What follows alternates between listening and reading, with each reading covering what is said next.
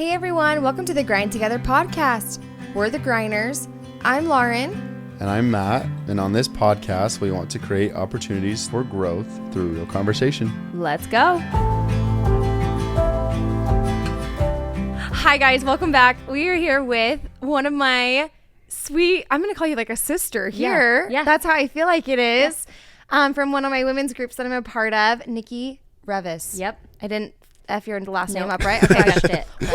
Yeah. Last names are hard. It's fine. Yeah, it is. Okay, Nikki, tell us about yourself, who you are. I kind of know a little bit about you. Right. Matt and I know a little bit. Matt knows like very little about you. So That's not true. We talked about you a lot. we did talk about you a lot because I wanted to make sure like he knew and he knew like the incredible person that you are. And we invited you to come on because I think what you're doing is incredible. I think who you are is incredible. I think like just your energy and like the moment that I met you, I was like, wow, she's just very like, I was just very drawn to you and your energy and just who you are as an individual. We have a lot of similarities. And so anyways, tell us about yourself. Like what's your story, all the things. Yeah, I mean, story, that's a big I know, ask. I know.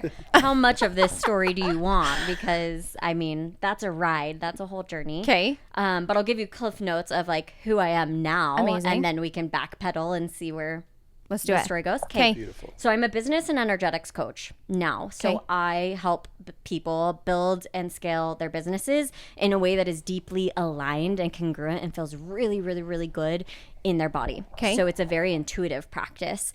And we use practical strategy. Like I'm a sucker for practical strategy. And I used to rely heavily and solely on strategy alone. Okay. And I had a business, grew up for 6 years.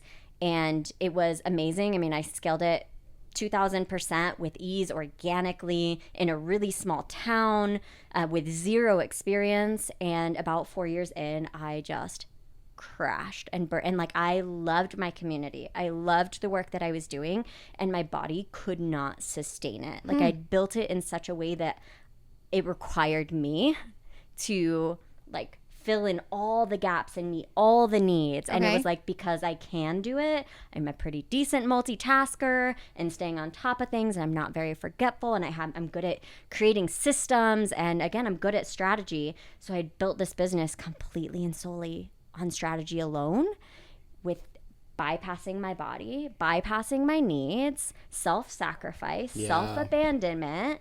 And then the next thing I know, I'm like, I am crispy, like burnt to a toast, burnt out. And I was like, That's I funny. can't. So I actually like started talking to a broker, tried to list my business twice, had like a fall apart 3 days before closing. Okay. During one of the sales. And I'm like, okay, the universe told me that like it's time for me to release this and move on to the next chapter, because I also did feel like I was here to expand impact in a different way beyond just my brick and mortar. Yeah. But I couldn't do that because I was so burnt out. I didn't have the energetic capacity for it. And so I was like, okay, I have to release this. And this is really hard. I had so many identities, especially in a small town. Yeah. Everybody, oh, you're Nikki. You own Rev Fitness. I'm like, I have no idea who you are. But like, yeah, I guess that's me, right? Yeah. Yeah. And so people see you in the store. How's Rev? How's Rev? How's Rev? How's the gym? How's Yeah. it going? It was such a huge part of my identity that there was a lot of like grieving and processing that went through that whole ride to even think about listing it. And my attachment to my community and how much I loved them and how much I poured literally every ounce of my being Right. into creating that. And then to be like, I have to get rid of it. And long story short, we ended up taking on a business partner, and there was just some pretty significant misalignments. Okay. And we ended up having to kind of like settle and walk away from it. And it was heart-wrenching and the most transformative tower experience I could have gone through. And it also gave me the hindsight, like 2020 vision, that I get to now use in my containers and with my coaching clients to like see the opportunity in all of it. Yeah. And the fall aparts when, you know, the universe just kind of takes it from you and says, you're here to do something else. And it took me a couple months, 6-ish months, to really just like rest my body and re-regulate my nervous system and heal. And I am a doer. I had so much identity attached to my productivity. Yeah. So to feel like I had no role, like what am I even supposed to do? I knew coaching would be a part of it. Yeah. Okay. But because I was a personal trainer inside of my gym too, so like coaching and even in personal training, I always coached to the emotions. I always coached to like my cool. connection. Okay, cool. I was huge. Like it was a whole journey that got me deeply into the subconscious mind, into the nervous system. Like I'm working with the physical body, and in order to actually heal, and I was a corrective exercise specialist specifically, was kind of one of my niches. So I'm rewiring decades of movement patterns, and like then trying to find the root of why did these movement patterns, why does your body move that way? Why don't you feel safe? Why don't you feel stable? Why did you sprain your right ankle? I was just gonna say, how did that manifest? Like your burnout, how did it manifest physically for you? Like what you just said, sprained your ankle, things like that. Yeah. Yeah. Well, for me, it really was just exhaustion. Like I'm a high energy, very passionate person. Okay. And I had none of it. Yeah. None of it. It just like I was a shot, like, and for my family and my kids and my husband, like he was getting the leftovers, and I suddenly like hated being in the kitchen, hated cooking, like all these things that I used to have time and energy and Didn't matter spaciousness anymore, for. yeah. I literally couldn't do anything but like get myself up, go to work, train. And I also had started scaling back probably about 3.5 years in. I started delegating. I learned really quickly, like, okay, I'm going to have to delegate. Hired studio managers, like outsourced quite a bit, and it still wasn't enough because there was a deeper misalignment. And so the more I delegated and passed off tasks, and I still felt the same, it was like there was something else that had to be addressed, some deep roots, identities, attachments, like all of these subconscious patterns that are so hard to see when you're drowning in them, and they're so familiar, and you can also see and attach to how they once served you, and then just because it once served you doesn't mean it's true for you anymore. And needing to stay diligent. I'm sure you guys see this in relationship coaching too, where you have to stay vigilant with your awareness of just because a practice served you once doesn't mean that that same belief system is going to serve you forever and ever and ever. And it could. Yeah. Yep. But that assumption, like those deep subconscious assumptions that take place that are like, oh, this once was good for me. I saw this in the health and fitness space all the time too. We're like, oh, I did this diet and I lost all this weight. Yeah. But I keep trying to do it now and it's not working. So like nothing's working. Something must be wrong with me. Okay. And it's like, you're a different person. Yeah. Like for all real. of the cells in your body have literally regenerated by now. You know, that was like 7 years ago. You're a different person. So what served you then, that protocol, your stress levels, your cortisol levels, where you're at in all these other areas are different. The age and stages that your kids are at are different. So your needs are going to like continually shift and adjust. And so can you zoom out and can you detach from the things, like you can be aware of like, what that used to serve me, and maybe I'm going to pick up that tool again. Maybe I'll continue to use it, and maybe I've outgrown it. Maybe it's time to try on something new and expand your perspective and expand. I love that so much though, because we talk about that a lot, and like the detachment from things, and the like even the realization to realize like, oh, this is a subconscious pattern that I'm doing, or this is a subconscious thing that or a belief that I have, or whatever that may be. It's so interesting because it takes a lot to even recognize that we're even in that mode. Do you know what I mean? But then to realize, like, I loved what you said of like, you're a different person, right? Like your cells are literally different. So what served you, 7 years ago, 5 years ago, even a couple months ago, may not actually serve you now. And so like, what are you actually needing, and what do you need? And I had a really hard time with that as well, as far as like detaching from identities and things that I thought I wanted. And, like we talk a lot about like the story that we're writing, and like what story do you write and what narrative do you have, and like everybody has this story that they've written and that they continue to write, right? But it's like, and it's a really hard kind of truth bomb when all of a sudden you're like, hold on, this doesn't look like this story that I thought I was writing, and like, what do I actually want now and what's going to help me and all of those things. So like, oh, that was so cool. Well, I think it's an awareness too for everybody living their mundane lives, air quotes, right?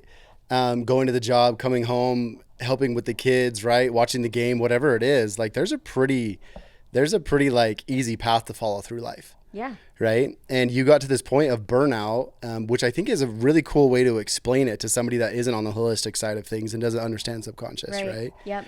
Where were you at like emotionally?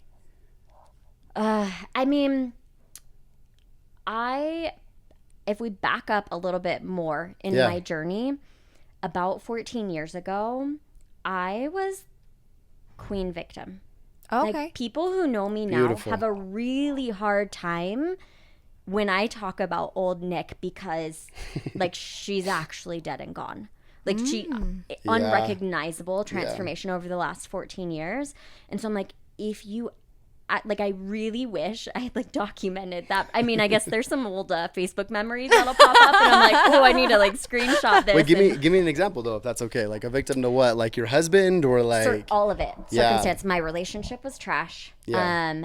I had a teenage pregnancy. Okay. In a high demand religion, and so my guilt, my shame, my self-worth, my fear of judgment, and I really truly believed that I just had to be punished for everything that I did. So my circumstance, my world was that projection of I'm stuck here and because I made a mistake, because I sinned. So I have to be broke. I have to be unhappy. I have to be miserable. I have to stay with my husband. I have to like all of these things and I deserve it. I deserve it because I was not good enough. And so like my worth, it really like if people could read minds, that was the core belief, was that these are my circumstances. These are the cards that I was dealt. Like I have vivid memories saying that. Like these are just the cards I was dealt. And I have like, there's no room for me to even change it. I'm just stuck here. Yeah. This is just my reality. And then depression, like really, really after I had my second baby. And I mean, could it be postpartum depression? Possibly. Yeah. But it really felt not related to hormones. It really felt, hindsight, it felt really related to the misalignment in my body and my lack of emotional availability or health. You know, I had no tools, zero tools in the toolbox for that. My husband didn't have any tools for that. We had all of this trauma just, pent up, and we were victims, and I was the victim to him and his behavior, and he was the victim to me and my behavior, and just got to this point where I was so depressed that I was like, I don't know if I can change anything, but I have to try. And it started with health and fitness. That was like the first step that felt safe enough for me to try to change, because I was like, okay, I could see that I had enough power to change that part of my life. So that was easy for me, whereas my relationship felt too hard to change. Yeah. But I was like, I can go to the gym. I'm not going to the gym. I'm not eating well. So that's something I feel not a victim to circumstance of. I could see that, like, okay, I play a role in my health. So it's interesting how fitness always kind of therapeutically goes into somebody's story, whether it's at the tail end or at the beginning. So that's interesting. Exactly. That is actually so funny, because like it fits into mine too, which is funny because mine's not like as drastic as like going to the gym. Mine was like, I found a weird yoga class and went to Kundalini yoga and it like opened my world up to like, wait, hold on. But it was out of my regular norm of where I did feel so like, just, I was in a really low spot. It was like, I truly was so suicidal. I was so depressed. I was so like, what is my life? What is this story? What is all, like, I didn't even know who I was. It was like you want to talk about death of somebody. It was like this old version of me kind of was starting to die. And I was so scared of that because I had no idea what life looked like going forward for who I was. Do you know what I mean? Like I didn't have this, like I knew I didn't have this identity. I had this identity that I wanted to get rid of down here, but I didn't know what it looked like to be aligned. I didn't know what it looked like to be like this other, like my higher self, I guess, if that's what you want to call it. Do you know what I mean? And so it's interesting. Like mine was Kundalini, and I went, and I remember I got done, and I like said to Matt, I called him right after. I'm like, I don't know what the hell I just went to, but like my world had literally just changed, and I'm really not sure what just happened. Like, and I was kind of addicted to it for a while, because I was like, wait, hold on, this is giving me the things that I'm missing. Give it, until it doesn't. Right, until you're like, okay, we have to actually address the root. But it does start to connect you to a piece of your power. Yeah. I really think that's, I mean, I have a vivid memory of being on the ground doing my first burpee. My cousin invited me to go to a boot camp class. I'd never stepped foot in a gym ever. And I'm doing burpees and actively dying. And I vividly remember being on the ground and like, I do not know how to get up again. Like, I don't know that I can get up again. Wow. And then I did. And then I was like, holy shit.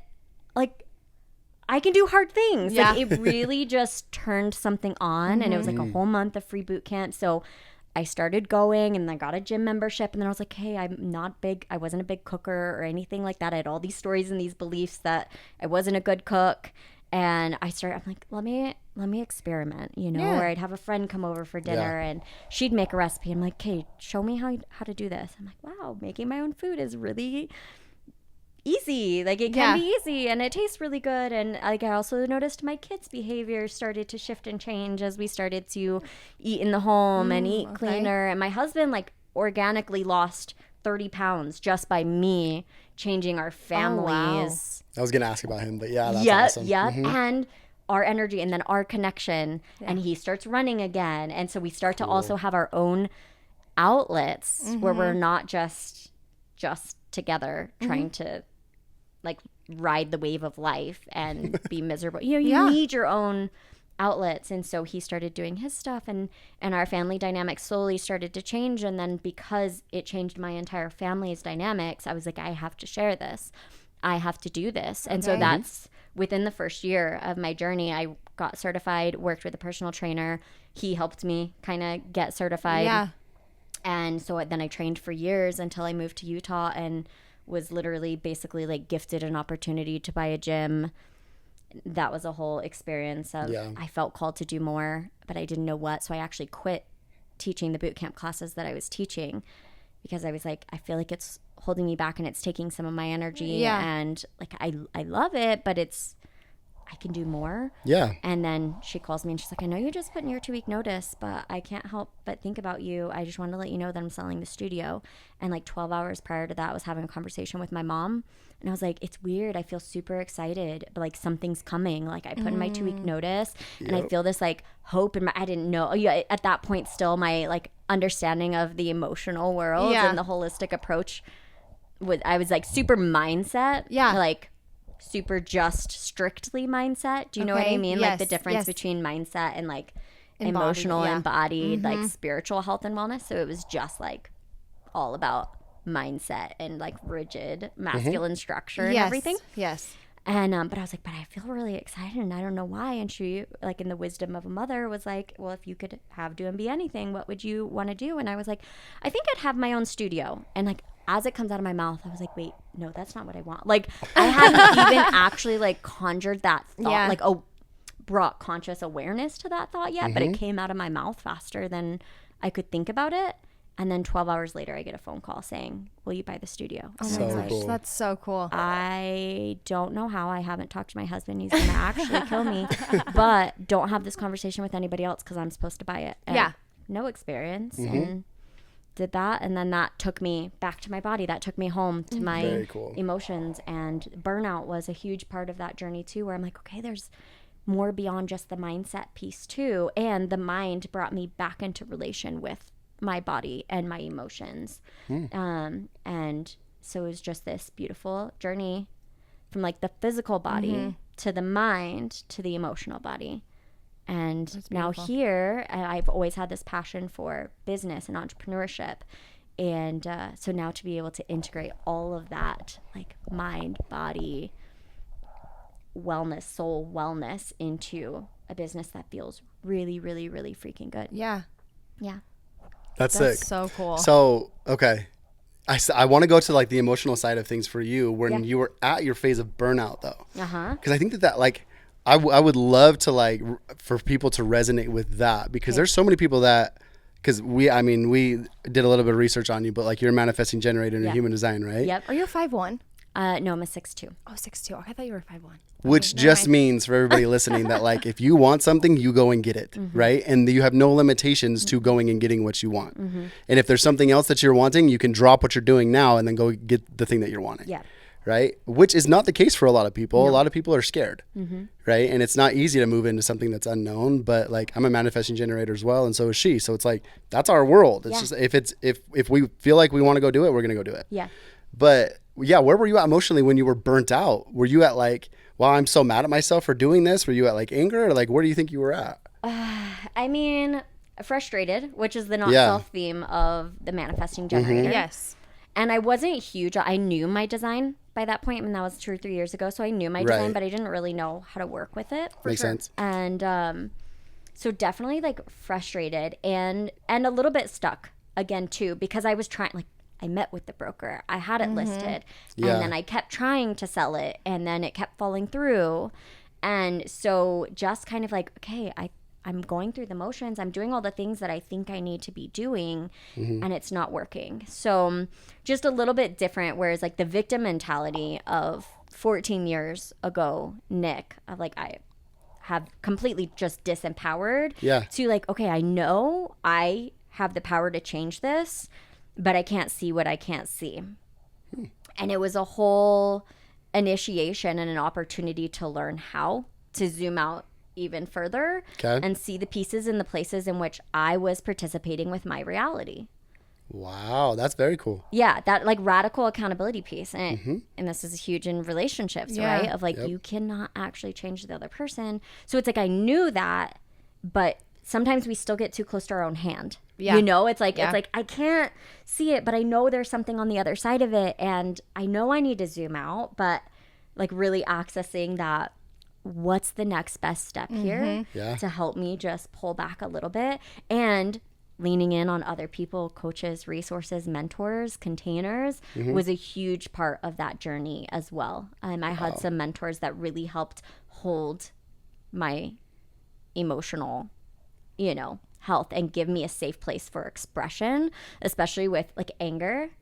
Grief and sadness are really hard for me. Like I can actually do guilt and shame, interestingly enough. Like, like, but I did that so much as a kid, like growing up, that like that's more familiar in my nervous system. But like anger and sadness and grief, and there was a lot of grief because it's like also radical accountability. I chose into this business, and I love this business. Like I love it, and I don't love that I don't love doing it anymore, that I don't love holding it anymore. Yes. And they're two different things, and the paradox is that they both can coexist. Whereas I think sometimes we have to like just choose one or just honor one, and like actual emotional maturity, right, is being able to hold both. Like what if we can hold joy and grief simultaneously? Like what a novel concept, right? Expand our nervous system and our body's capacity to hold all of the emotional spectrum and scale. So there was a lot going on, frustration and grief, like the grief around identities and the exhaustion and the anger and frustration at myself. Like it wasn't even when I was when we were going through some legal discrepancies near the end of my business. I mean, yes, I was hurt and heartbroken by some of the circumstance and the radical accountability piece of like, I chose into this. Yeah, my fault. Yeah, right. And working through that. Yeah. That anger, that frustration, but without self-persecution. That's been a historical theme in my life, is like I'm really good at, because I know I can carry the blame because I did it for so long, I just like will. Yeah. And so working through that piece too of feeling the anger, but not identifying with it, not letting it be like I am angry or it is my fault. It wasn't that spiral. It's just like I can just feel this. I can just be with it. Yeah. I can allow the emotion, because we know like these chemical reactions, they can be a really short blip when you get practiced with expressing and emoting. Yeah. And it could be a 90-second experience of like anger and rage if you actually like have the capacity to like hold it and fully express it. That was not the case a year ago when I was exiting my business. I was actively working through the practice of learning how to emote and how to feel, because I did have a lot of, like I said, those were the emotions that were the hardest for me to feel. So I didn't feel safe feeling them. And I had a mentor that really, really gave me a safe space And I mean, she would help me somatically like scream or wail and Yeah. Very hit cool. things. And then like watching my husband's emotional intelligence and maturity rise as I'm starting to feel safe because of this coach and this mentor to express it. Then I would, if I needed space or whatever, I would kind of like express it or like stomp off. Yeah. And before I just wouldn't stomp off. You'd stay in I it. would just You'd be suppress set. it, and I would Everything's fine. be the Yep. mature one. And here now I'm starting to express.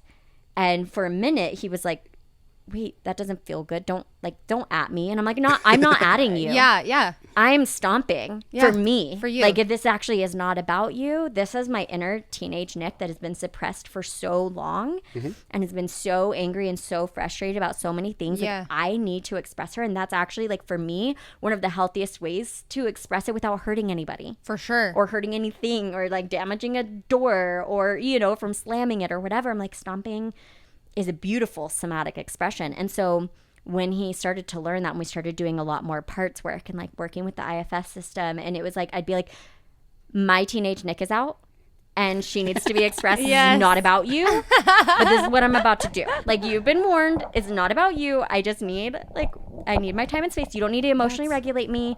I just need to express. Yeah. And the first couple times it was really uncomfortable. And then he started to like be able to like come in and be like, how's teenage Nick feeling? What does she need right Yeah. now? And like Good we for could him, identify yeah. each other's That's so parts. cool. And it Yeah. was so beautiful to like have that. And that truly helped me move through it so much faster.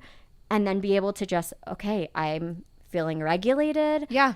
I'm feeling like my capacity to hold emotions and hold another business, because that was like, I don't know if I ever want to hold another business because of the trauma of what if I build it the same?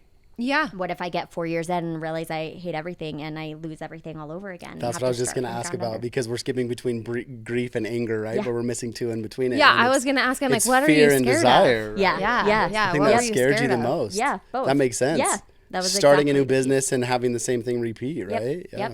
Which I think is interesting, because like grief is an emotion that a lot of people, like you said, it's a really hard emotion. I think for me, those are my very two hardest emotions Yeah. to deal with. And for me, anger wasn't.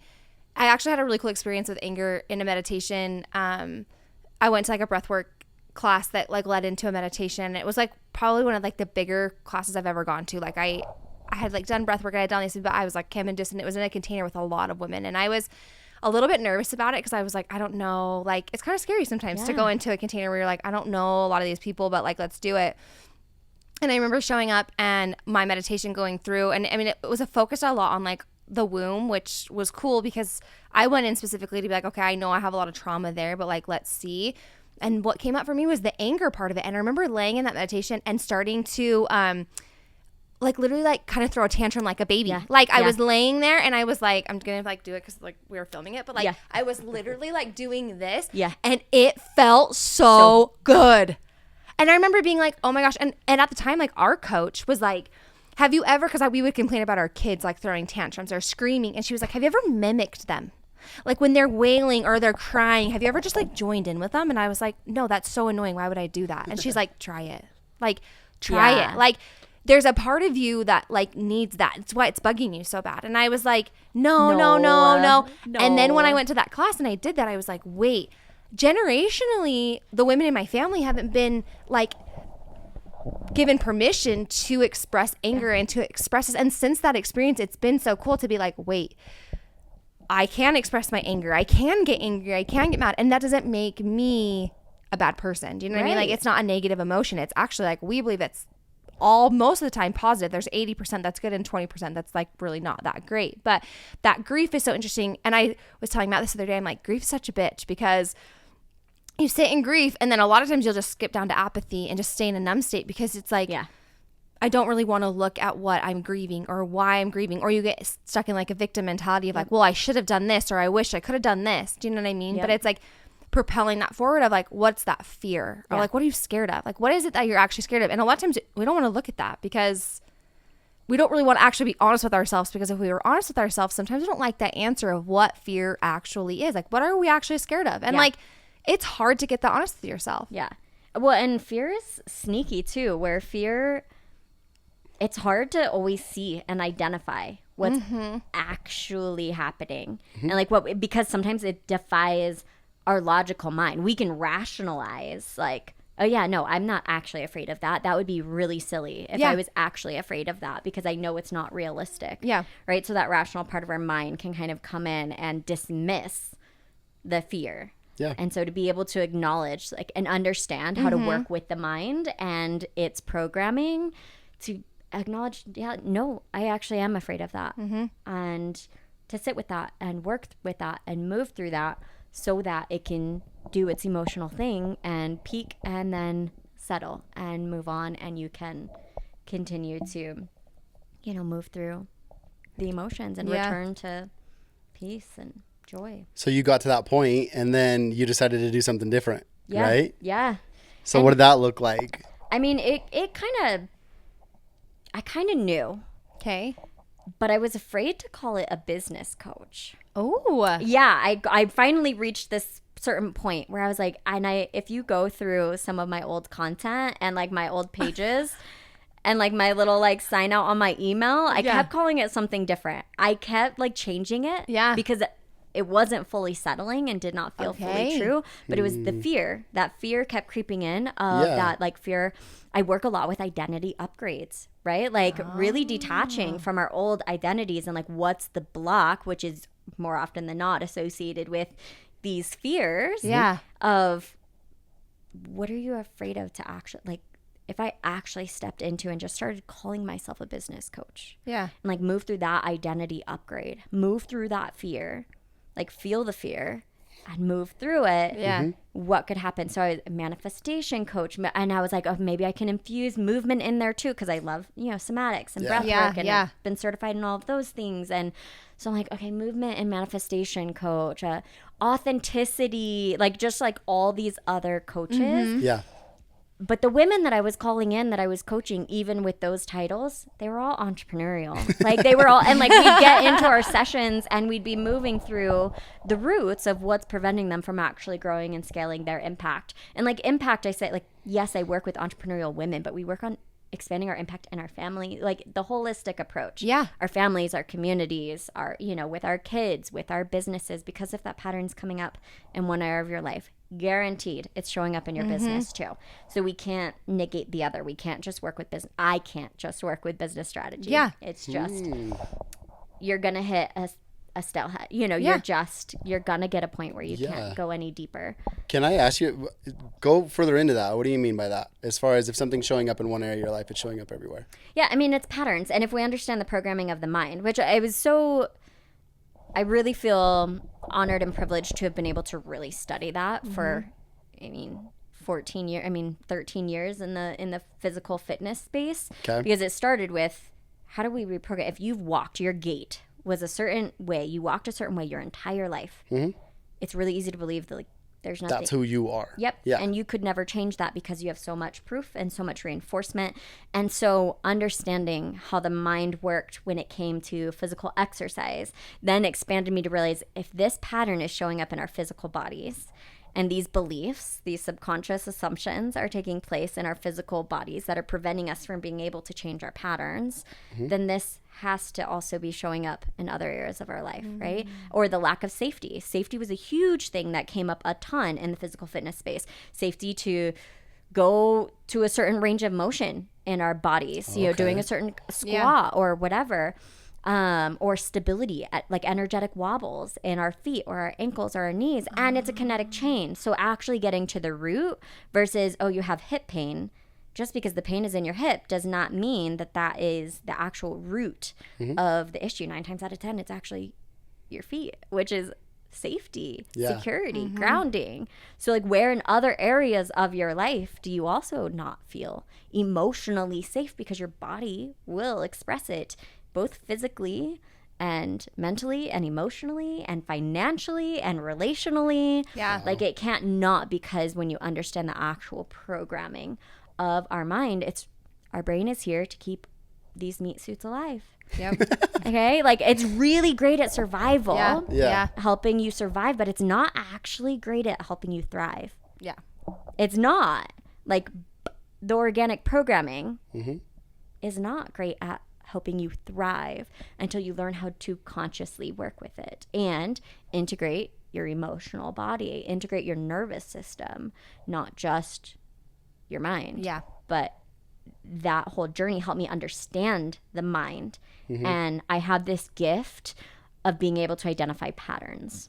It's like, I mean, my whole life, like there's been times where I almost like wake up and I can see like a map. It's not really visual. It's like a knowing. It's like all the dots just like start to connect. So that's what got me into corrective exercise too. Is like I'd be working with people and this one would have an ankle issue and this person had a hip replacement and this person, and I had to work with all these different types of bodies, all these different biomechanics. So people have shallow hips, they have deep sockets, they have all these different things, and finding the commonality, finding the nuance, and it just like fascinated me, and I could just like click things in place before I even got corrective exercise certified. I mean, this maybe sounds a little egotistical, but I'm going to say it like I see it. It didn't teach me, that certification didn't teach me anything new that I hadn't already figured out and created those correlations and causations in my mind. And so just gives you permission to act on it. So then being able to always be able to like find these patterns and like, oh, if this is happening over here, I'm curious. I wonder if it's happening somewhere else. And like 9 times out of 10, I dare say 10 out of 10 times, if there's a pattern showing up in your body, in your health, in your like, it can and will show up because it's brain programming. It's less about what's happening in your finances. It's less about what's happening in your marriage. It's less about what's happening in your health. And it's more about what's happening on an emotional level and getting to those roots and getting to those patterns. Wow. Yeah. Okay, no, I love that. I'm like, Matt is full of questions. I'm going to let him ask these questions. I'm over here. My mind's just blown. I'm like, wow, this is so incredible. No, I just think it's really cool because you talk about alignment and like even in your story, this relationship that you had with whatever business partner in your gym went south, right? So of course, both people at that point are out of alignment, right? Yeah. But again, like we like to tie the holistic world with like the air quotes normal world so people can understand a little bit more. Because if we talk about alignment, people are going to be like, well, I can't just align with something and then upend my life to go live that dream, right? That's where like this room is a little bit different because that's our lives. Right? We're and like, so, yes, you can actually. You can. But I understand Having been there myself. And so like even these people that you coach or the clients that you have in the door for your business coaching, because I love that you aligned with that even being your title. For the longest time, that was us too. We like would not call ourselves relationship coaches. We wouldn't call ourselves coaches at all. It was like a coaches. It's like there's this negative connotation had this with weird, it. like ick to it. And like people would ask us and we'd be like, we're relationship coaches.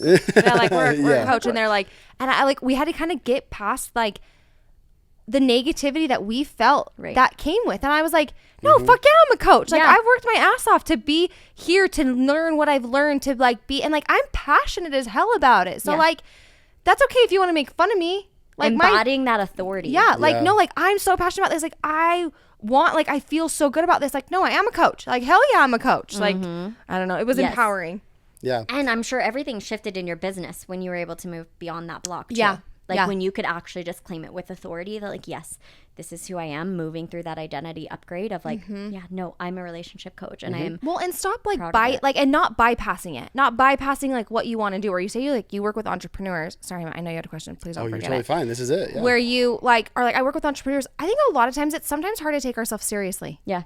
In like what we want to do. Do you know what I mean? Like where you're like, I want to be a coach, and you're like, I do, and I believe in myself, but like, well, what is so-and-so going to think? And what is so-and-so going to think? And you're like, but I really actually don't care what they think. But then I actually kind of do, because it's stopping me from doing everything. And like, we would say time and time again, over and over and over again, like, we have to take ourselves seriously. Like, no one's going to take us seriously if we don't take ourselves seriously. But that's so hard to actually do. It's easy to say, so hard to actually do. And because of the subconscious mind and the programming, these upper limits. Have you ever read The Big Leap? Yes. Yes. So those upper limit problems, those glass ceilings, and it's all, it's fear. It's all, that like creeps in and it's like, what is so-and-so going to think? What is this going to happen? How are people going to perceive this? What if they're like, well, like, what? Who do they think they are? Yeah. Like, what if this fails? And like, that's it. You don't have enough experience. You don't, all of these things that we then, these subconscious assumptions that we make that create these like glass ceilings. And then next thing you know, we're like backpedaling. We're like, am I a relationship coach? Yeah, you're like, actually, no, I don't really want to do this. And like someone then asks you and you're like, I don't really know what I do. No, I'm just kidding. But That like honestly that's leads sometimes into how my it question feels. though, because Yeah. you talked about patterns, right? Mm-hmm. And yeah, glass ceiling, like it's very cyclical. We'll go up there, we feel like we can't break through it, so we'll go back down to our shame thermostat. cycle, right? Yep. And then we'll go back to old programming, past patterns, and then we just become the person that we were, Yep. right? So I guess where has been like your biggest success in helping people break through that? You mean like what tools and resources we use, or expand on that just a little bit for me? Like, Yeah. So, well, I mean, somebody comes into you and says like, "Hey, I'm struggling financially, but I have this business and I want to succeed." Or where do you take them? Yeah, I mean, we start at the trailhead. We start at finding the trailhead. 'Kay. So, and a lot of times it's the easier thing. Mm-hmm. And then I just that pattern identification piece. And I always say, like, I'm really good at reading energetics. So that's why I say, like, I'm a business and energetics coach. And for people who don't understand what that is, we are all energy. Yeah. This is science. This is not woo. This is science. You're like, this is science. Science people. has caught up to the fact that we are all made up of molecules. Yes. Yeah. And so we are all matter, and we are all in relationship with energy. Yeah. And so when we understand that, again, that's also where patterns are going to come into play. If we're relating to energy in certain ways, that energy takes a lot of different shapes and forms. It could come in the form of a significant other. It can come in the form of money and abundance and wealth, come in the form of client. Like, what are your relationships? How can you relate to energy and become a match or be the kind of person that is an energetic match for that kind of relationship? So in my own relationship journey with my husband, I mean, we had a physical separation at one point in our marriage, and we had an emotional separation at another point in our marriage. And basically both times I got to this point where it was like, let's take the emotional separation journey for an example for this, because it's spot on. Yeah. But it was like, I didn't feel supported. And this is when I was wildly burnt out. So this like kind of corresponded when like that burnout was like really peak and ripe. Yeah. I was like, I don't feel supported. And I'm like, but I like my husband's working, he's doing this, and like, but I just didn't. It was like that belief, like I'm not supported. Major piece to every relationship. Yep. Yeah. And I wanted to be supported. Yeah. But as a manifesting generator, I feel like this is a really common pattern for us, is we can do a lot. Yeah. And we can even do a lot really well. We're really great, like jack of all traits. And so because we can do it, sometimes it literally just feels easier for us to do it versus giving somebody else an Relying on opportunity something, to yep. step in and serve you. Amen. And I was not showing up as the kind of person who actually could receive. Beautiful. Like, Beautiful. point blank. Yeah. And so it got to the point where I was like, I do not feel supported, but I'm also not showing up as the kind of person in this relationship and in all of my relationships, my relationship at work, because I'd get a phone call or a text or there's a problem at work and I'd be like, okay, I'll just solve it. I'll just step in and save the day instead of like really actually delegating or seeing if anybody else or inconveniencing everybody else. Or it'd be so much easier if I lived like a mile from my gym, so that was great. But like I would just go in and rescue all the time. But then I'd be frustrated after the fact because I'm doing everything. Yeah. Well, you're abandoning yourself. Yes, exactly. Too much, Yeah. yeah. Yeah. And so it just got to the point where like, okay, I do not feel supported. And I know enough at this point about manifestation and emotional, like all I can change is me. How and where am I showing up as the kind of person who is not available to be supported? Beautiful. And let's start inquiring and asking questions and meet this part with so much like curiosity. Curiosity is an expander. You look at science. What do you think? Where do you think these breakthroughs come from? Curiosity. People following curiosity. So I always say curiosity is a call. Like trust curiosity. Follow those trailheads because they're expanders. Curiosity is an expander. And then to meet it with so much compassion. Meet your fear, meet your grief, meet your shame, meet your guilt with so much curiosity. Like you would a child, right? Oh, I love that. Like, Yeah. this is your child, this is your baby, this is your child, this is your baby. Meeting it with compassion. What are you afraid of? What do you need to see? Asking it questions, using that curiosity to guide the trailhead down. And then you start to be able to see and find what you need to see and find. It's kind of like the hand in the face, where it's like you start asking questions and you start staying curious and you start to feel safe, because that compassion is what's going to allow that inner child to feel safe. Wow. And so you meet it with that curiosity and that compassion, and you just start to zoom out and zoom out. And so it's like, I'm not telling them. I might illuminate a pattern or a programming in general. Like these are patterns, these are tendencies that we know exist in all people because of the way we are hardwired. I might illuminate that. I might share tools, resources, breathwork, meditation, somatics, things like that to allow them to express. But what I'm actually just doing is modeling the curiosity and the compassion, and then giving them the safety and the permission to do the same, hold themselves, guide themselves through intentional questions. And like asking the question. So we started the trailhead of like, what feels like the actual problem here? Okay, it's money, or you don't have clients, or you're, struggling to feel confident to make the ask or make the sale, or, whatever it is. And then we start there, and then we start, because this is all they can see. The hand is the trailhead. And then curiosity and compassion, validation, witnessing, feeling, expressing, emoting. And then suddenly you can see the whole damn picture. And you're just like, and then you start to be able to see how it's showing up in your life, every area of your life, because you're now zoomed out and you can see all 5 fingers. And you're like, oh, this is also influencing this, and this is also influencing this. Okay, so what do I need? What does that inner child need? Because most of the time it's all actually just it's all because of an unmet need. Yeah. And so if you can meet that need intrinsically, you yourself and you're not relying on anybody else in your external world. You're not outsourcing your power. Yeah. Because if we're waiting for our circumstances to change, or our partner to change, or our clients to change, or whatever, we are outsourcing all of our power. Yes. All of it. Yep. Very cool. And no actual change can be cultivated, right? So in this form A, you yourself, I'm merely a guide, just asking questions, maybe poking a little bit, right? I love a good poking moment. Yep. Gently with compassion pokes. And then suddenly you realize you did this. You zoomed out. You saw, it's your awareness. I didn't tell you what the problem is. People be like, what do I do about this?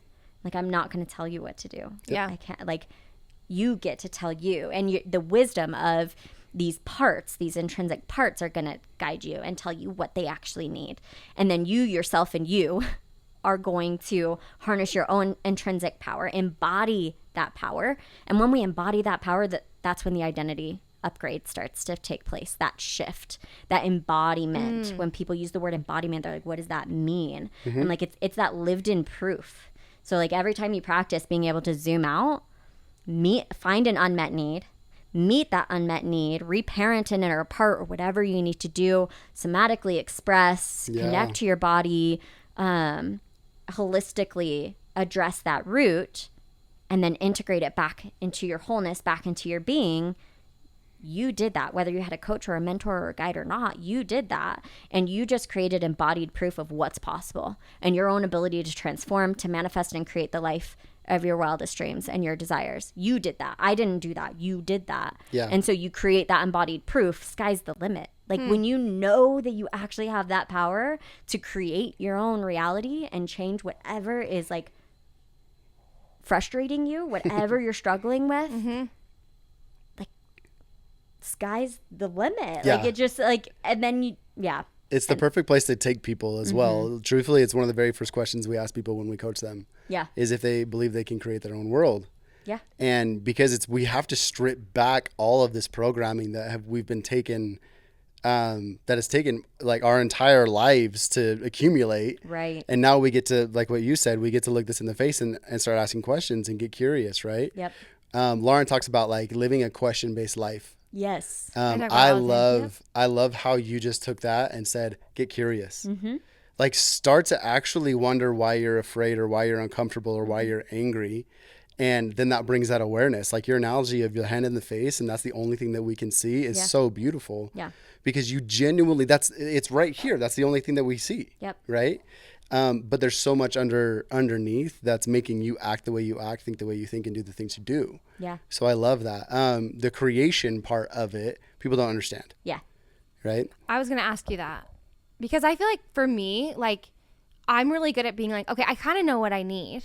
I'm like getting a little vulnerable here. Whatever. Here we go. Here we That's go. the best part. Let's go. Here Settle we go. in. I'm like, help me, please. I'm good at like, okay, I kind of know what I need, but I suck ass at actually doing it. Okay. Like implementing it. Does that Yeah. make sense? Like Yeah. I can kind of do it, but I can also find 5 other reasons why I can't do it or why. Does that make sense? It's not necessarily like a victim thing. It's just more like I'm busy. Like I've got X, Y, and Z, and like who has time for that? And blah blah blah blah blah. Like, and it's like, how do I do it? Like, so like, what's your recommendation for people? Like, help me. So, so the very first thing that I'm Okay. reading in this is the subconscious assumption or belief, this embodied proof. When we're talking about embodied proof, you have a lot of embodied proof that you don't have the time, energy, or capacity for it. It's a scarcity mindset, right? Okay. Like there's not enough of me to go around. There's never been enough. I've activated that reticular activating system in my mind for so long. Especially like young motherhood and stuff like that. Like it starts right away. And if no one's giving you tools to move through and work through this, then those assumptions just keep coming. And every single time you want to do something and you don't do it, you've just created more embodied proof. Which is so interesting. I'm getting very personal right now. Yeah. Okay. Here. Like, because this is actually so interesting. And you're the first person that's connected these dots for me, which is insane. Okay, sorry, Matt. You're just telling 100%. I'm going to say this is something I've already told you, but go for it. I know it has. So I'm it's hearing it from somebody else. I know. Too. Yeah. It's so interesting though, thinking about it though, because you're saying that, and I'm like, hold on. I'm the oldest of 6 kids. Okay. I constantly was like raised as like the babysitter and the helper and all these things. And I can't tell you how many times I was like, can I go play with my friends? And my mom, and I love my parents. I have great relationship with my parents. I'm so grateful for them. But my parents needed my help. Yeah. And so it was like, no, you got to watch the kids. Or like, no, you've got to watch your brothers and sisters. I need your help with your brothers and sisters, right? So I learned at a very young age that my needs Yeah. shouldn't really be met, or I couldn't really do what I needed to do or wanted to do because I needed to help. And that's how you showed love. And that's how you showed like your value. Yeah. And I mean, it's very much a conditioning. It's conditioned love. And unfortunately, that's all most of us have ever seen modeled. Yeah. Is conditioned love. Yeah. Like, I will love you and I will praise you and I will thank you and I will, if you show up a certain kind of way. So long as you show up in a way that keeps me comfortable, then you will be rewarded accordingly. Yeah. And so knowing that backstory too, what I would do with the client is then start to kind of drop into a meditative state and start asking questions and see if you can connect with the youngest version of Lauren that felt like there wasn't enough of you to go around or there wasn't, like when was that belief initially curated? How old were you? And you will be amazed. Subconscious and like hypnotherapy, what comes up. Yeah. And for me, I'm a very logical person and analytical. And so when I first started learning about IFS work and I first started learning about hypnotherapy, I was like, I bet I can't be hypnotized. I bet it won't work for me. Yeah. It was fascinating to watch me to be like, how old are you? I'd be like 3. Like it would just like come up and come out. Yeah. Yep, Where are cool. you? What are you wearing? How do you feel? What emotions are coming up? What do you want? If you could do anything, what would you do? Yep. What do you actually want to do? Oh, you want to go play. Okay, what if we give you, like, how would you play? And like, can we go play together? You are like this little one. You're like, can I hold your hand? Do you want to sit on my lap? Can I love you? Beautiful. Can I hold you? Yeah. What do you need? And can we meet that unmet need? Can we give ourselves the permission that we didn't have then to actually have our emotions and experience our desires and honor them and alchemize it by integrating it into our reality. So like if your little one wants to play, okay, now somatically, how are you going to embody that play? Do you want to go jump on the bed?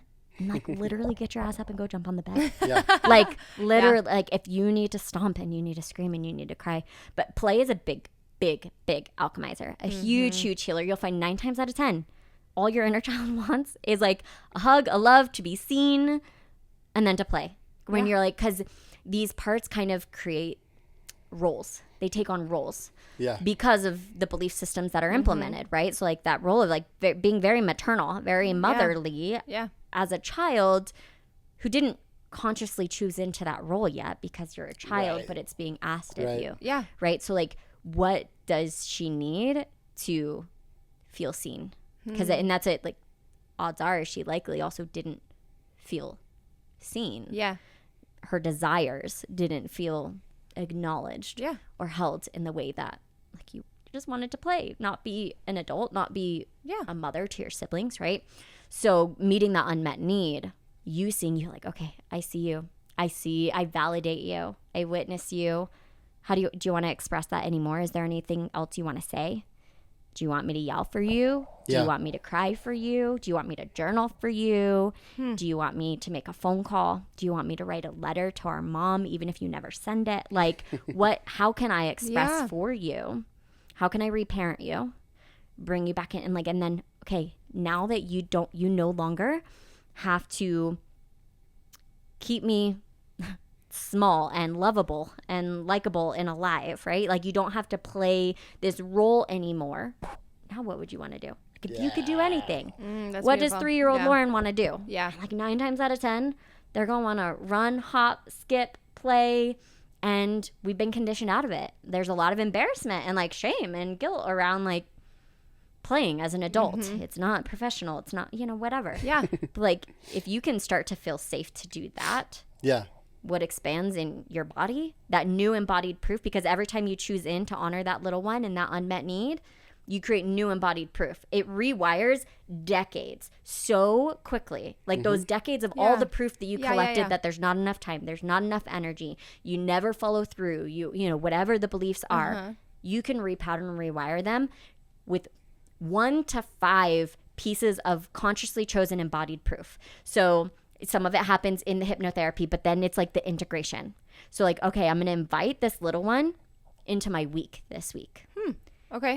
Okay, we're going to sing, we're going to dance. So even if you don't feel safe to do this publicly, okay, I'm going to hold this intention for the week to integrate this little one back into my reality after this session. And every time I get in the car, I'm going to turn on our favorite song and I'm going to sing and I'm going to dance and I'm going to get a little Yeah, crazy. yeah. Or I'm going to be cooking dinner and I'm going to sing and I'm going to dance. Or I'm going to be cleaning up my kids' toys and I'm going to skip through the living room. Every single time, like as tiny as it is, people think healing has to be some huge grandeur breakthrough. Yeah. Yeah. Yeah. And these little teeny tiny pieces because it's the intention. Yeah. It's less about what you do, it's just the intention behind it. Because if you add intention to, I am creating new embodied proof for my new reality to reinforce my new identity. Now And we're starting to change Yep, exactly. And you start doing that once, you do it twice, that neuroplasticity, Yep. that myelin sheath starts to get faster, that neural pattern starts to fire quicker, and the next thing you know, you are that version of you. Wow. And you are whole. Well, it's interesting. Piece. We always hear like, oh, I can't go back and change the past, right? Mm-hmm. And we bought into that for a little bit, Yeah, even yeah. after we had gone through coaching Totally. and meditation and like tapping into the subconscious. And it wasn't until a couple of weeks ago that our old coach actually challenged us on it, right? And I've gotten the opportunity to actually go back and be like, wait, no, what you're saying is more real than anything that I've experienced, because I've actually been able to go back and love on Matt at 13, 12, 10 years old. And that's exactly what we needed. And we align very much, like our truths and like our journey and everything. Yeah. But it's very cool to see. And I hope that everybody's listening, because you can go back and you can rewire the things that are making you do the things that you do. Yeah. Right. And it's through these little integrations that you're saying, and however cheesy, because it sounds cheesy Right. to the Oh, outside world, absolutely. right? However cheesy, however dumb it sounds to somebody else, it is very true. And the implementation of it, that's the one thing that I love, because it's not like you can change your everyday life, right? Like you go to your job, right? Now what we're trying to do is we're trying to address our triggers. And that's where your implementations, oh my gosh, I just lost the word, but that's where you start to implement the Implementation. things Yeah. into your life. Like that's when, okay, cool. When I get triggered and I feel like there's no time, that's what you're saying. Oh, maybe I actually need to go play. Let's stand up from 10 minutes from my desk and take a walk or whatever it is. Right. So that's a real thing for me, and it's helped a ton. Yeah. And so I love that. I think that's so cool. And I like, now you saying that, I'm like, oh, there's some more work for me to do. You know what I mean? So Yeah. Yeah. Well, I think love that's where it's like the work really never stops because it is constantly like things come up. And I mean, like even this last week for us, it was like we kind of had a hard day and like the whole day was kind of hard and just kind of like it just felt like one punch after another. And like I think we were both just trying to like keep afloat and like kids were home from Thanksgiving break. And so it was just like there was just a lot of energy and like our house is chaos when everyone's home because our kids are like the most energetic human beings known to mankind. Yeah. And Matt finally, I was cooking dinner and he came upstairs and was like, come downstairs. And I was like, okay. And I came down and he had like set up this mini like club in the basement Yes. with costumes and like a disco light. And I was like, weirdly enough, I'm like, my inner child needed that so badly. And I didn't know that at the time. Like my brain was focused on cooking dinner, getting the kids ready for Getting bed. it done. Everybody just like getting the day just completed. And he was like, dinner can wait. Like it's fine. We'll eat in a minute. Come down here to the club. And he totally acted like, and our kids, like it was, they loved it. I had more fun, Yeah. I think, than they did. Like Shifted I had so much everything. fun, but even watching our kids play and doing that, like, and that's the cool part about having kids, if you have them, or like being around children, or, you know, they kind of give you this permission to bring that part of yourself out, which like for me has been very healing to see that in my kids. And it's a nice reminder. They're the most frustrating but amazing reminder constantly When to they're play. so fully expressed. Yeah. Like I love one of my favorite things that like actually sparks legitimate joy and acts as a powerful reminder for the work. Yeah. But I also love to reframe, you know, air quotes around the work, Yeah. because what if the work is play? Right? I Like love what that. if the work can, like, yes, there's gonna be these denser moments and these, like, we have to also feel safe to be able to feel all of our emotions because that can be really, really uncomfortable. So I don't want to invalidate or dismiss the realness of Yeah. feeling these emotions and having these experiences and these triggers. Like, Right. yes, that can be hella uncomfortable. And what if healing is also play? Yeah. What if healing That's like cool. what if healing can also feel really, really good a lot of the time too? And like the play will also end up, if we understand neuroplasticity and rewiring, the play will outweigh, especially if we start, because what we focus on is what we will feel, right? Where our energy goes is where our focus flows, and that is what we will feel. So if we want to experience more pleasure, if we want to experience more joy, if we want to experience more peace, whatever it is that you are calling in, if you want to experience more support, like choose into that. And so like what if healing is literally just the act and the art of moving through and feeling what you need to feel so that you can meet that unmet need, but meeting that unmet need actually feels really effing good in your body. It actually feels really, really good. It's not always doom and gloom and painful and hard and sitting inside of the trauma. Yeah. It's sitting inside of whatever unmet need is now being met.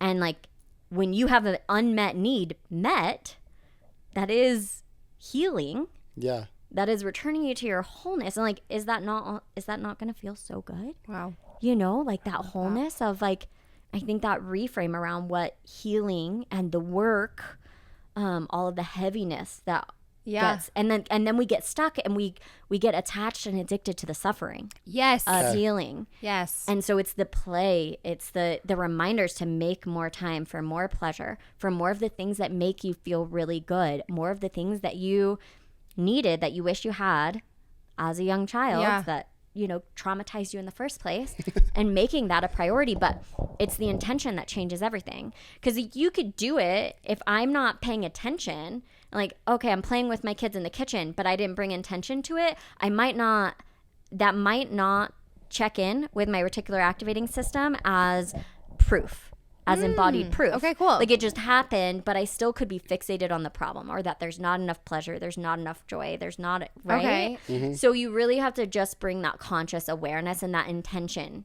to the piece. So like keep doing it, but now like I'm going to be looking for all the ways that I can invite play, pleasure, and I can allow those unmet needs to be met.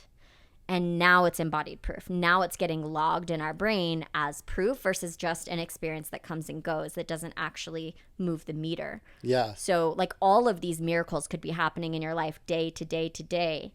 It's like that victim mentality, right? If you're just caught up and you're focused on what's not happening, Mm-hmm. and your not enoughness, or how stressed you are, and you're not paying attention. Like, you just karaoke'd with your kids in the kitchen, but you didn't see the glimmer. You didn't catch the glimmer because you're so focused on your suffering. Yep. Maybe that's the action piece, because I was going to ask you, how do people implement this? Because in the woo world, right, people will say like, well, like if you align and if you manifest, things will come. I agree with, but there's this action piece that a lot of people are missing, Yes. right? Integration. Yep. And that, and so what you just said is part of it, but Yeah. is there what else after that? Because we still live in the real world, right? Yeah. We still have to look at everything that, I mean, we can't just avoid all those things Right. and say that I'm enlightened now. You know what I mean? Right. So, Right. I mean, I would love, yeah. So it's like, how do you take this holistic side of it and then actually apply it to business? Yeah. I mean, I like to poke. I like to push back, and I like to like. Please do. Don't tell Please. me who I can or can't be or what. Don't tell me I have to live in the real world. Like Right? that kind of like poke Yes. back, like Yes. clap Love back that. of like, don't tell me I have to live in the real world. And I'll bring this up a lot of times on my social media where I play with, they're like, Nick lives in a delusional world. And I'm like, yes, I do. Okay, And so I feel like I do. Yeah. And the reason I asked that is because everybody's like, well, what about the real world? What And about I'm the like, real world? what the fuck about it? So tell me about like it. I'm creating my real world. Beautiful. Like Yeah. Okay, I love what that. I live and what I experience is real to me. It doesn't have to be real or attainable to you. That's your own choice. And I'm never gonna like project or make you get to be exactly where you are. And I love that for you. But like Beautiful. as for me, what's more delusional? Me claiming that my world, my real world is delusion, or your belief that your real world is also not your own delusion. Yeah. Your own creation of your own programming, of your own subconscious beliefs and Beautiful. assumptions. Okay. So if you believe that you have to be in the real world, and so it is. Like Yeah. that is your belief, that is your programming, that is what you were telling your brain to find and create. So what you focus on is what you will feel. So you will feel the weight of the real world. And with practice, so I really just say awareness, Yeah. intention, actualization, like those three pieces. It's really not as complex, like you understanding universal law and how energy and matter like coexist and relate to each other. It's not that deep. No, it's really not. Like It's not that You're deep. here saying it, and I'm like, I can do that. Oh my gosh, I can and do it's it. actually Yeah. attainable. Like it's No, it really actually is. digestible. It literally could be as simple as like, you have to be aware Yeah. that something needs to change, and that you are the co-creator of your existence, and that your assumptions and your beliefs are creating your, like you do. There's that accountability piece. Without Yeah. that accountability, so I guess accountability comes first. Yep. So without accountability, nothing can change. Okay. But once you get that accountability piece in, it's awareness, being willing to sit and see, whatever, being willing to practice zooming out from that hand in your face, Yeah. and then just bringing intention of like whatever you see there, and you follow those trailheads down of the unmet needs, and you start bringing intention to finding proof that you have the capacity to meet your unmet needs, with the knowing that as you meet your unmet needs, you're going to feel really fucking good and your life is going to get really good. Yeah. Then it becomes actualized. It becomes, so we get to like all of this programming that like pulled us back and is just trying to keep our bodies alive and surviving. We can work with it when we understand it. Yeah. And the integration piece that, yes, it requires action. People are like, it takes hard work and you can't do it without hard work. And I'm like, well, you added the hard to it. I unsubscribe to that. It's so real though. Like Yeah, honestly. I unsubscribe to hard. Yeah. And even when things feel like dense or uncomfortable, I still won't like call it delusion. Yeah. I will feel what I need to feel, but I unsubscribe to the reality that it is hard for me. And I know for some people it's going to feel really, really true that it's going to have to be hard. It used to feel hard for me too. And I had to be in that contrast, and I had to be inside of that belief that it was hard in order for me to unsubscribe. So if it still feels hard for you, like validating that thoroughly, and you get to be exactly where you are. But when you're ready to take accountability to your co-creator power and capacity to unsubscribe from the hardness, Yeah. when you're ready, stay in your contrast as long as you need. Sit with that, because that discomfort, we can turn our pain into power. No problem. Yeah. Like, be there as long as you need. Right. But when you're ready to expand your awareness and then start integrating new embodied proof to create that identity upgrade, that, yeah, it might take work, but also what are you assuming around the word work? What does work mean to you? What are your assumptions from your programming of how you watched work be modeled and demonstrated in the real world? Yeah. If you also can unsubscribe to that at any point in time, and then suddenly it can be like, oh, it takes inspired action. Like for me, Ooh, like I I reframe, I'm like really intentional with words and playing with it. I love to adopt like let it be easy, but for some people that's not believable in their body and their nervous system yet. I love you. You're my favorite person in the world. So I love you too. But sometimes that feels, if it's not believable in your body, it's not going to resonate. You're not going to be able to find the proof. Like Yeah. it's like the Yeah. affirmations of just like, I am strong, I'm smart, I'm beautiful. For If sure. you don't have the proof for that, we also have a BS meter that's going to go off and you're not going to be able to integrate it appropriately. But we can play with words, refine them. And so what if let it be easy feels not believable yet? What if is there a way that I can let it feel easier? Ooh, I like that. Okay, cool. So Yeah. just And it bridges the it's gap. a play with words. Yes. Okay. Like you can, it's like if that doesn't feel true for you, that's beautiful. That's fine. Like you get to be where you're at. And I really want you to honor that and be exactly where you're at and not bypass and pretend. We're not make believing. The delusion isn't like make believing, it's creating. Yeah. Does that make sense? So it's not just like a wish. It's like, no, we're energetically participating with this reality. And in order to do that, we have to be able to really bridge the gap from like where we currently are to where we want to be. For sure. And so what's believable? If I am a successful entrepreneur does not feel believable to you, Yeah. I'm the kind of person who is learning the tools and the resources to become or is actively becoming a successful entrepreneur. Like, so I like to use like, I am the kind of person who. Okay. And then that activates the part of our brain too that allows us to create the proof that we maybe we missed that proof in real time because we didn't have the awareness and the intention. But I can go back and rewrite my story. Yeah. I can go back and retell it and like refile it in my memory system and create a new core belief and a new core memory of, oh, but I am the kind of person who makes and keeps the promises that I make to myself. And like, you could have all this proof of the ways that you didn't follow through. But if you're like, oh, actually, I said I was going to make dinner and I did.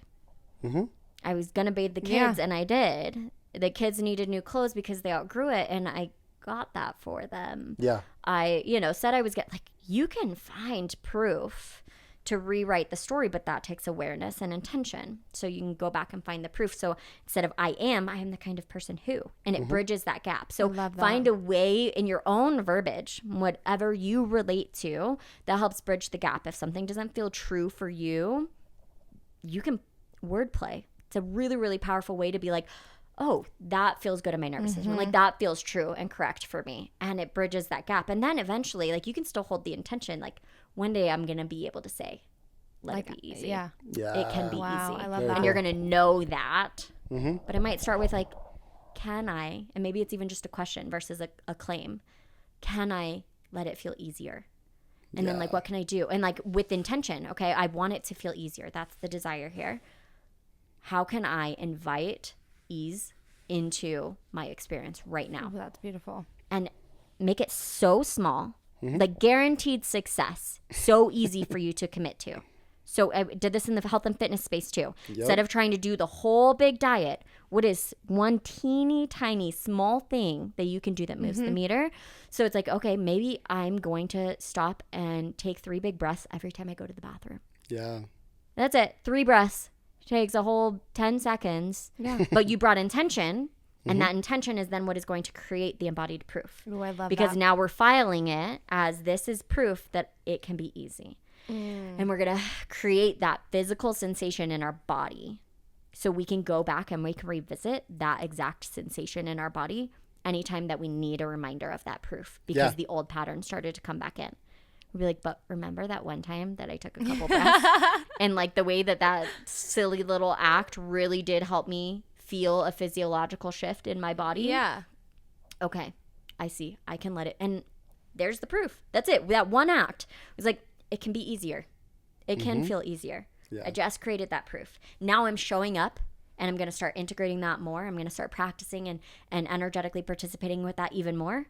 Next thing you know, you're like, look how easy it was. I love that. Like next thing you know, you're through it, That's so My mind's amazing. blown over here. I'm like, Wild. No, that's so this cool. is the coolest thing. Well, it's I love that you started with like the mindset with Yeah. the physical side of it, right? And health and wellness. And then we went into the holistic side. And what we have seen too, and I know that it's part of your story too, but as you pair that with your energy centers in your body, it's so easy to view these patterns that you're talking about, Yeah. right? Yep. Okay, cool. We're going to put you on the spot with a question, Okay. right? All right. But, Let it be easy. no, but like we like to ask this just because I think that your message is life changing, truthfully. Thank you. But if you had one message for everybody to hear, what would that be? That you have the power. I mean, truly going from a completely disempowered state, like knowing my reality, my history, my past, and to have experienced, and this is my lived in experience, that I completely transformed that and now have the honor of living consciously and from an empowered place, that if there is something that I do not like about my reality, even if it's a circumstance beyond my control, I always have the opportunity to call my power back and take control of the piece that I can.